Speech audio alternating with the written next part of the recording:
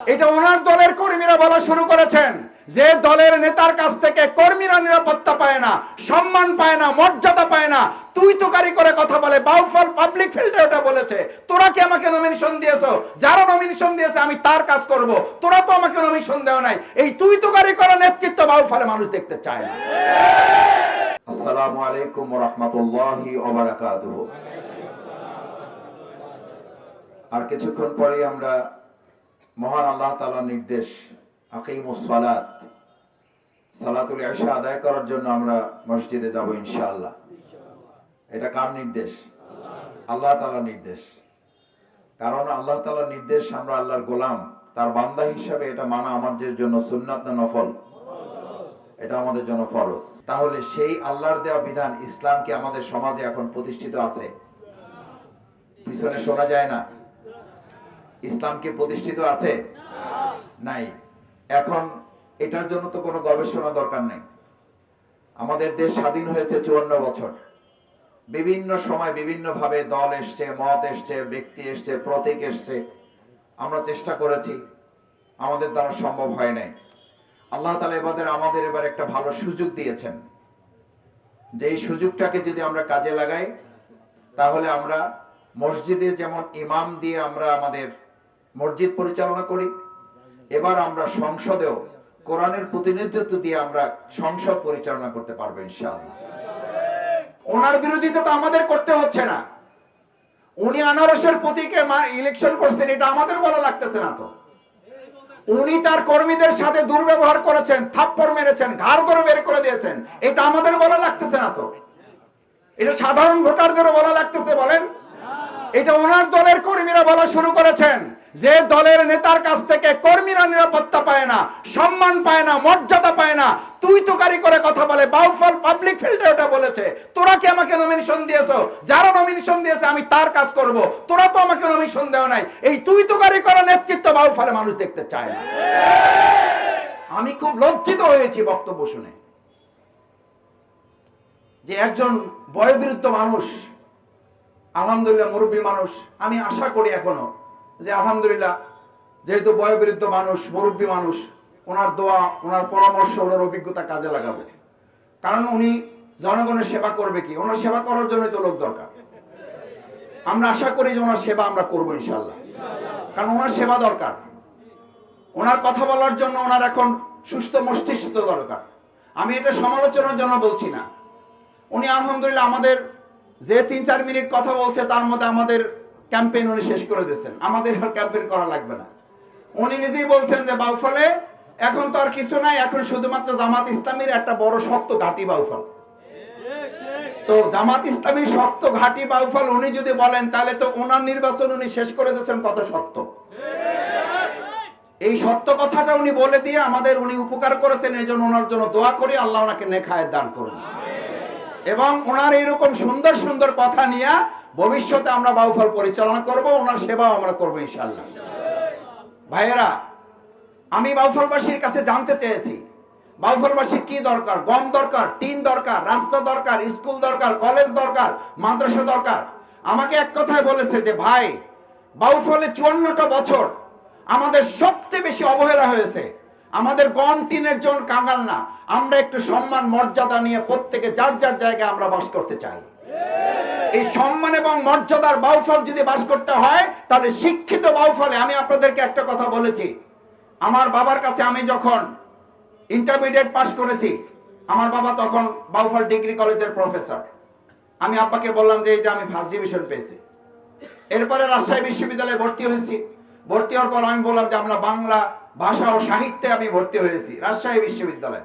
আব্বা হেসে দিয়ে, মা সামনে ছিলেন, মাকে বললেন তোমার ছেলেকে বলো যে তোমার ছেলের যে বাবা, সে এখন থেকে 30-40-50 বছর আগে ঢাকা বিশ্ববিদ্যালয় থেকে ইসলামী স্টাডিজে পাশ করে আসছে, সুতরাং তার ছেলে রাজশাহী বিশ্ববিদ্যালয়ে ভর্তি হয়েছে, এটা আমার জন্য কোনো সুখবর না। আমি তখন মাকে বলেছিলাম, আব্বাকে একটু আশ্বস্ত করেন, বাবা যেখানে শেষ করেছে ছেলে হিসাবে আমি ওখান থেকে শুরু করব।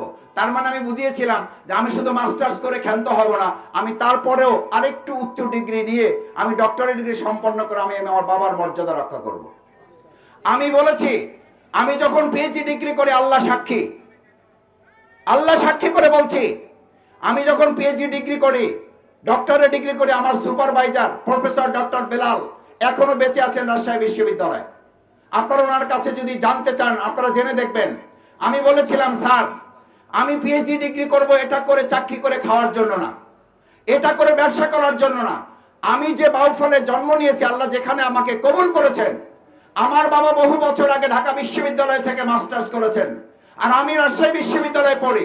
এখান থেকে মাস্টার্স করে বাউফলে ফিরে গিয়ে আমি বাউফলে মানুষের কাছে মুখ দেখাতে পারবো না। বলছে তাহলে তোমার কি করতে হবে? আমি বললাম আমার ডক্টরেট ডিগ্রি লাগবে।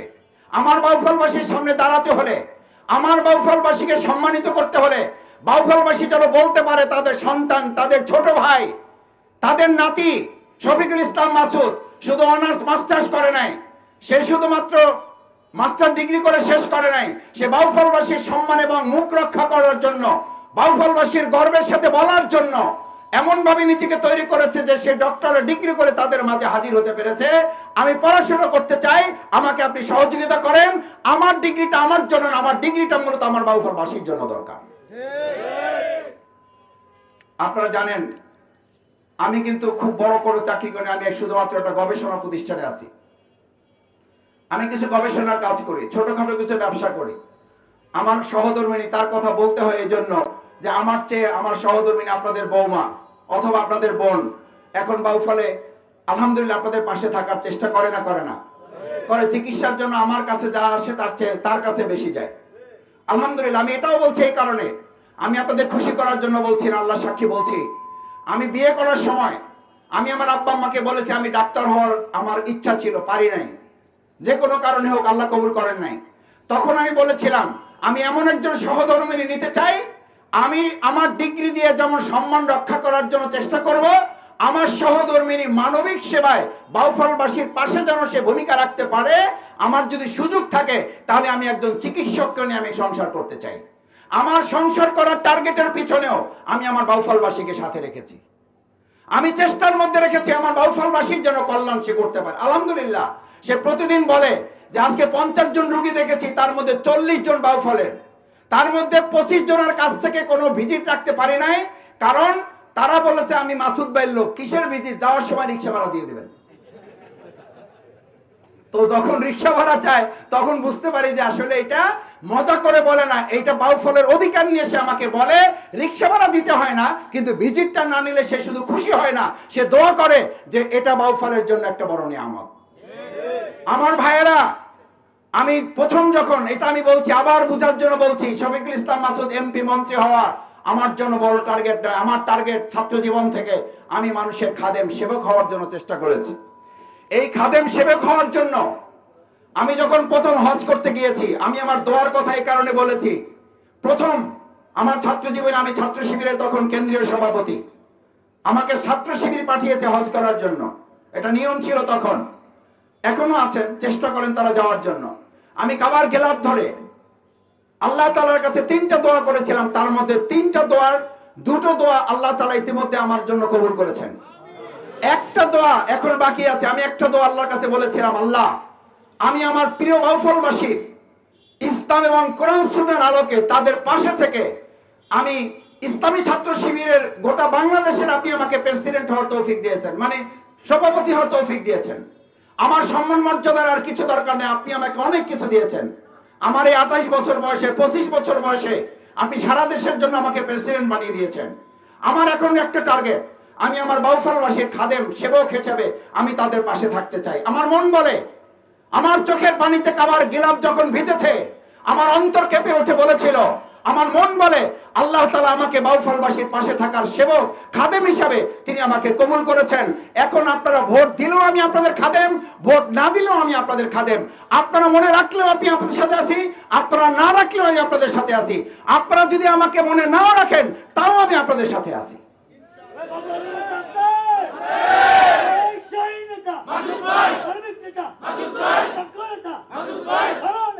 আমার ভাই এবং বন্ধুগণ, আমার মিরাজের বাগেরস্থ বাউফলবাসী, আমি আপনাদের সবশেষ 2টা কথা বলি। আজকে সালাতুল এশার টাইম হয়ে গেছে। আমরা বাউফলে বলেছি যে আমরা কোনো সমালোচনায় মুখ দিতে চাই না, কান দিতে চাই না, কারণ আমাদের কাজই শেষ করতে পারি না। আলহামদুলিল্লাহ আপনারা দেখেছেন বগা সেতুর জন্য আমরা উদ্যোগ নিয়েছি না নেই? ঢাকাবাসী, ঢাকাস্থ বাউফলবাসী সবচেয়ে বড় সংকট কি? এদিক থেকে দৌড়িয়ে যাইতে যাইতে অনেক সময় জানাজার টাইম চেঞ্জ করতে হয় না? জানাজার টাইম চেঞ্জ করতে হয়। অনেক সময় এমন হয় যে এদিক থেকে যেতে পারছেন, রাত 2টা 3টা বেজে গেছে, অ্যাম্বুলেন্স মানে ফেরিয়ার ডাইকেই পাওয়া যায় না। আমি নিজেও অনেকবার এরকম হয়েছে। আমি উপদেষ্টা মহোদয়ের কাছে গিয়ে বলেছি, উপদেষ্টা মহোদয় আপনি কি করবেন না আমি জানি না, আমার এখানে সেতু করে দিতে হবে। আলহামদুলিল্লাহ আপনারা দেখেছেন আমি 2বার তার সাথে দেখা করেছি। গতকালকে আমি খোঁজ দিয়েছি, আলহামদুলিল্লাহ আপডেট হচ্ছে দ্রুত সময়ের মধ্যে আনুষ্ঠানিকভাবে বগা সেতুর কার্যক্রম শুরু হবে এবং আমাদের এই কষ্ট, আমাদের এই দুর্ভোগ লাঘব করে আমরা এখানে সেতু জাতির কাছে আমরা উপহার দেব। আমার ভাইয়েরা এখানে অনেক কালীশ্বরী, ধুলিয়া, কাশিপাড়া, নাজিরপুর এই এলাকার লোকের আছেন, কালাইয়া বিভিন্ন এলাকার লোকের আছেন। আমাদের আরেকটা সংকট নদী ভাঙন। আপনারা দেখেছেন অনেকে বলে যে সৈয়দ রেজাউল হাসান টাইম পাওয়া যায় না, ওনার সাথে দেখা করার সুযোগ পাওয়া যায় না। আমি আগের দিন দুপুরবেলা একজনকে ফোন করেছি যে একটু আপাকে বলেন যে আমি একটু সময় নিতে চাই। ওই দিন রাত্রিবেলা আমাকে জানানো হয়েছে পরের দিন দুপুরে আমাকে দেখা করার জন্য বলেছে। আলহামদুলিল্লাহ আমি আল্লাহ শুকরিয়া আদায় করি, আপনাদের এই সন্তান, আপনাদের এই ছোট ভাই, আমি বলেছি বাউফলের বাইরে গিয়ে বলবেন আমি বাউফলের মানুষ। এরপরে ওনারা বলবেন ও আপনাদের একটা লোক আছে, একটা লোক যদি আব্দুর রহিম, আব্দুল জব্বার, আব্দুল সত্তার, আব্দুল করিমের নাম বলে তাহলে আব্দুল করিমকে আপনারা ভোট দেন। যদি আপনার সন্তান, আপনার ছোট ভাই বাউফল বললে যদি শফিকুল ইসলাম মাসুদের নাম বলে আপনাদের তো আল্লাহর রহমতে, তাহলে শফিকুল ইসলাম মাসুদকে বিবেচনায় রেখে আপনাদের সেবক হিসেবে আমাকে একটু পাশে থাকার সুযোগ করে দেবেন। কারণ আমি ছাত্র জীবনে একটা চ্যালেঞ্জ দিয়েছিলাম, আলহামদুলিল্লাহ আল্লাহ চ্যালেঞ্জ কবুল করেছেন। বাউফল পাবলিক ফিল্ডে 2007 সালে আমি একটা কৃতি শিক্ষার্থী সংবর্ধনা করেছিলাম। সেখান থেকে 2006 সেখান থেকে এখন কমপক্ষে 15 জন ডিসি আছে, সেখান থেকে কমপক্ষে 9 জন এসপি আছে, সেখান থেকে সচিবালয় আছে এখন কমপক্ষে 7 জন। এই ভাইয়েরা মাঝে মধ্যে আমাকে বলেন মাসুদ ভাই আপনার কাছ থেকে আমি নিয়েছি, ক্যাশ নিয়েছি, আপনার জন্য কিছু করব না, কারণ আপনি সেদিন বলেছিলেন আমার জন্য কিছু করতে হবে না, বাউফলের জন্য কিছু করতে হবে। ইনশাআল্লাহ আমি সেদিন বলেছিলাম শফিকুল ইসলাম মাসুদকে গোটা বিশ্ব চিনবে না দরকার নেই, কিন্তু বাউফলকে আমি বাংলাদেশ নয় গোটা বিশ্বের সামনে বাউফলকে আমি তুলে ধরবো। আলহামদুলিল্লাহ বিগত 15 বছরে যখন দুর্যোগ দুর্দিন ক্রান্তিকাল ছিল সেই সময় গোপালগঞ্জ থেকে আমাকে একজন ফোন করেছেন, বলছে মাসুদ ভাই আপনার এলাকার এক লোক এসে একটা কাজের জন্য আমাকে বলছে, তা আমি তো আপনাকে চিনি। ওনাকে বললাম আপনার বাড়ি কোথায়? গোপালগঞ্জ। বললো যে আমার বাড়ি বাউফল। বলছে বাউফল, ভালো কথা, ওখানে চেনের এরকম একজন লোকের নাম বলেন। তা আমি টার্গেট করছি যদি আপনার নামটা বলে তাহলে কাজটা করে দেব, কারণ এখন তো দুর্দিন, যদি সাহস করে বলে তাহলে বুঝবো যে তার ইমান ঠিক আছে। ইমান টেস্ট করার জন্য বললো যে ওখানে চিনেন এরকম একজন লোকের নাম বলেন। তো উনি বললো যে ভাই আপনি কাজ করবেন না, আমার দরকার নাই, আমি যারে ভালোবাসি, যারে পছন্দ করি আমার বাউফলে সবাই তার নাম বলবে, আমিও তার নাম বলবো, সে হচ্ছে আমাদের ভাই শফিকুল ইসলাম মাসুদ। বলছে আপনি বসেন, চা খান, আপনার কাজ আমি কালকে করে দিতাম কিন্তু আমি এখন করে দেব। আমার ভাইয়েরা আপনারা দোয়া করেছেন, আপনাদের কারণে শফিকুল ইসলাম মাসুদ, আমার ব্যক্তির আলাদা কোনো মর্যাদা নেই। আপনারা ভালোবাসলে শফিকুল ইসলাম মাসুদ আছে, আপনারা না বাসলে শফিকুল ইসলাম মাসুদ নাই। সেজন্য আসুন আমরা আমাদের বাউফলে, ঢাকায় বলা হয় যদি বাউফলের বিজয়ের দাগে, তাহলে বিজয় ঘোষণাটা বাউফলে হয় না, আগে বিজয়টা ঘোষণা হয় কোথায়? এই ঢাকাস্থ মিরহাজিরবাগ এই অঞ্চল থেকে। আমরা দাঁড়িপাল্লার পক্ষে ইনশাল্লাহ আছি সবাই। ইনশাল্লাহ আমরা কি দাওয়াত ঘরে ঘরে পৌঁছে দিতে পারবো ইনশাল্লাহ? তাহলে আমাদের এবার স্লোগান হবে সব পুরাতন দেখা শেষ, এবার নতুনের বাংলাদেশ। সব পুরাতন দেখা শেষ, সব পুরাতন দেখা শেষ। আলহামদুলিল্লাহ সম্মানিত ভাইয়েরা, আমি ওই যে একটা কথা দুই একজন মানে যখন নমিনেশন বাউফলে এবারে নতুন নমিনেশন হয় তো আমার দলের লোকেরা ফোন করছে, মানে মেসেজ দিছে দুই একজন, বাকি সবার সাথেই কথা হয়েছে। এর মধ্যে কমপক্ষে 30 থেকে 35টা ফোন আসছে ওই দলের ভাইদের পক্ষ থেকে, কয় যে মাসুদ ভাই ভালো লাগতো যদি পুরাতন খেলোয়াড় বাদ দিয়ে একটা নতুন খেলোয়াড় হইতো, তাহলে আপনার সাথে খেলাটা অন্তত আমরা মানে চালিয়ে নিতে পারতাম। কিন্তু কি করব, পুরান খেলোয়াড় আমাদের এখন বক্তব্য শুনেছি যে সব জায়গায় পাইছে ধান আর আমাদের বাউফলে নাকি চিটা পাইছে। তো এই সিটা আমরা বলি না, এটা ওনাদের কথা। এই ভিডিও আছে না নাই, আপনারা দেখেন নাই কেউ? তো ভাই আমি বলছি যে এটা আমার সমালোচনা না, যারা তার অনুসারী তার কর্মী তারা যদি বলে তারা ধানের পরিবর্তে চিটা পাইছে, তাহলে এবার আমরা ওই চিটা না, এবার প্রকৃতপক্ষে দাঁড়িপাল্লা দিয়ে এবার বাউফলে আমরা ইনসাফ প্রতিষ্ঠা করব। আসুন আমরা এবার চিটা চাই না, এবার আমরা প্রকৃত ইনসাফের জন্য দাঁড়িপাল্লা হয়ে আমরা আমাদের বাউফলের মর্যাদা এবং সম্মানজনক একটা প্রতিষ্ঠান বাউফলকে আমরা গড়ে তুলবো। আমরা রাজি আছি ইনশাআল্লাহ। আসসালামু আলাইকুম ওয়া রাহমাতুল্লাহি ওয়া বারাকাতুহু।